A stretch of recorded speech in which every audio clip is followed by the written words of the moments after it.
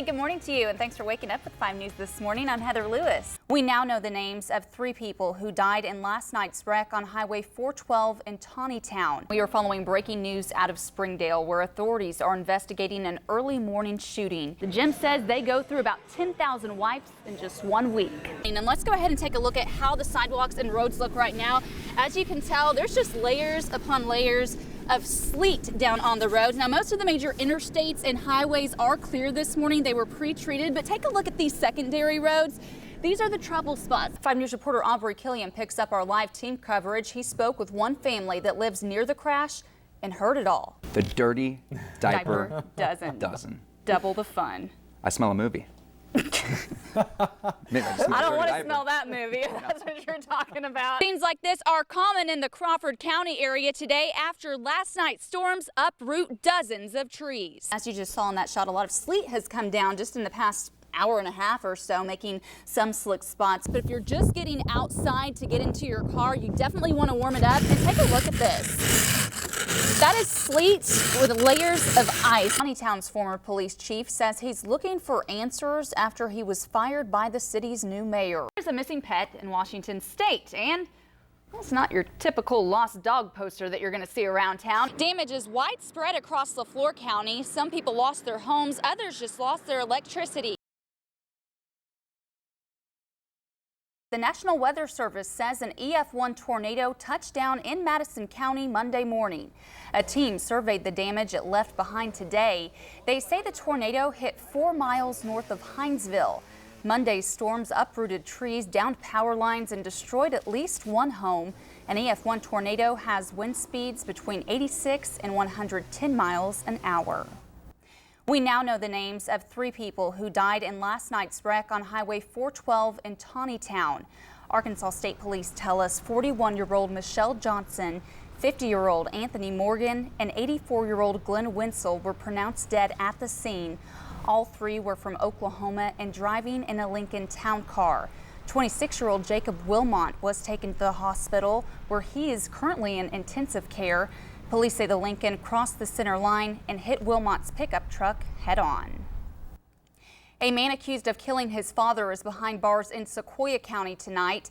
Investigators say he gunned down his father as he was getting home. 5 News reporter Amy Slanchik has the details.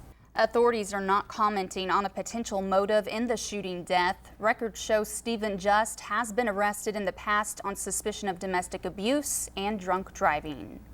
Well, it might be sunny out there, but it's also a bit chilly. Chief Meteorologist Garrett Lewis has a look at the temperatures. Hey, Garrett. The former Johnson police chief is planning to appeal his termination during tonight's city council meeting. Vernon Sizemore was fired by Mayor Buddy Curry last week. Aldermen will review Sizemore's case and decide whether to approve or overturn the mayor's decision. Sizemore had been with the Johnson Police Department since 2000. The mayor has not said why he was fired.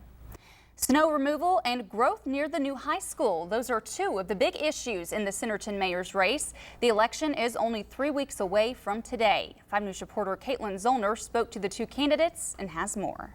A candidate forum for Centerton mayor will be held October 21st at Gamble Elementary School. Both candidates will answer submitted questions. That forum starts at 6:30 p.m.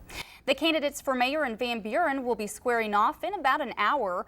Current Mayor Bob Freeman and his opponent, Alderman Max Blake, will discuss everything from city government to community issues. A dean from the University of Arkansas Fort Smith will moderate this event. The forum is being put on by the Van Buren Chamber of Commerce. Anyone is welcome to come out and hear what the candidates have to say. It starts at 6 at the King Opera House on Main Street. In news from across the nation, President Obama meets with defense chiefs from almost 24 countries about defeating ISIS. The meeting comes as the terror group is gaining some ground in Iraq and showing some endurance against U.S.-led airstrikes in Syria. CBS's Craig Boswell is at the White House. Trampolines are left tangled in trees, fences broken, and debris scattered on the ground. The National Weather Service just confirmed the damage was done by an EF1 tornado, touching down in Uniontown and Cedarville. About 11 o'clock, I was sitting there watching TV. All of a sudden, the wind come up fast. and I heard limbs hitting the house. Several trees in Karen Park's yard are knocked down, some just feet away from her house. It was a horrible sound. It was loud. She says luckily her shop was the only building with damage. Some residents say they were surprised to walk out into their front yards this morning and find huge trees like this one uprooted from the ground. Dozens of towering trees in the area create a mess in yards and streets. County crews work to remove snapped limbs and fallen trees blocking Lucian Wood Road in Cedarville. We use chainsaws, backhoe, and dump trucks and just load it up and haul it out. Crews filled 2 dump trucks full of debris working all morning cleaning up. We've got about 40 guys, so everybody's been out checking bridges and cleaning up trees and brush and making sure the roads are clear. Now county crews say continuing rain could cause the next problem. Swollen creeks and rivers in Crawford County are already on the rise, closing down streets like Peavy House Road in Van Buren. In Crawford County, Heather Lewis, 5 News. I know there's been tens of thousands of people around the world, if not more, praying for us, and I can't express enough gratitude. Caleb Lynn's mother clings to her son's blanket. His parents trying to cope with the loss after Caleb's body was found this morning by a rescue canoer in the river. We watched them go out. We were told to stay back, so we went ahead and stayed back. And then they informed us around about 10 o'clock, I believe. Fulton County Sheriff Buck Foley says the body was found about a quarter of a mile downstream from where rescue crews found Caleb's shirts yesterday. It is disheartening to find him. We hoped, even in the search on the water, that we were going to find him on the shore somewhere. Caleb's 5th birthday is this Tuesday. Family members say his mother already bought him a gift. Now they'll be making other arrangements. We'll probably be setting up some sort of memorial. We don't really know what to do at this point. Family members say Caleb came to this Boy Scout camp to help his great aunt. The sheriff says he'll turn his investigative report over to the prosecuting attorney's office for possible negligence charges. From what we know, we trust what the police are doing. We know that they're good at their job. So if they find anything, then we'll do whatever we can to make sure that he's taken care of. Now family is holding on to the memories of the boy they say couldn't wait to start kindergarten. He could count 5, and he kept getting his E's backwards. He couldn't quite get his E's right, but he was getting there. He could spell the rest of it. He was really looking forward to starting school. In Fulton County, Heather Lewis, 5 News on KXNW 34. Around 2:45 in the morning Saturday, eyewitnesses say a drunk man came here to the J-Mart on Midland Avenue and demanded money from everyone inside. Just a strange incident that happened in the wee hours of the morning. Officers say 35-year-old Renee Jackson is arrested for 2 counts of attempted aggravated robbery.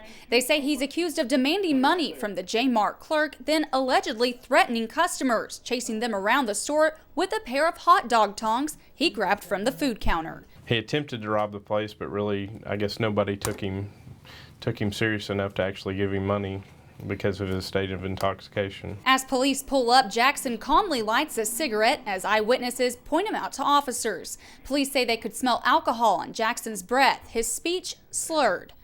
Just go ahead and face away from him. Put your hands up behind your head first. You want me to face you or what? Lay right there. Officers say Jackson told police he was from New Orleans and fighting with his wife. My wife? Yeah, but where is she? At home. According to a police report, Jackson told officers he was tired of being disrespected by his family because he always cooks and cleans and is not appreciated. Put me in the jail. The report says Jackson told police he wanted to go to jail to see how his family did without him. No, you can put that cigarette out. You want to go to jail? Let's go. Other than the hot dog tongs, police say Jackson had no other weapons. In Fort Smith, Heather Lewis, 5 News.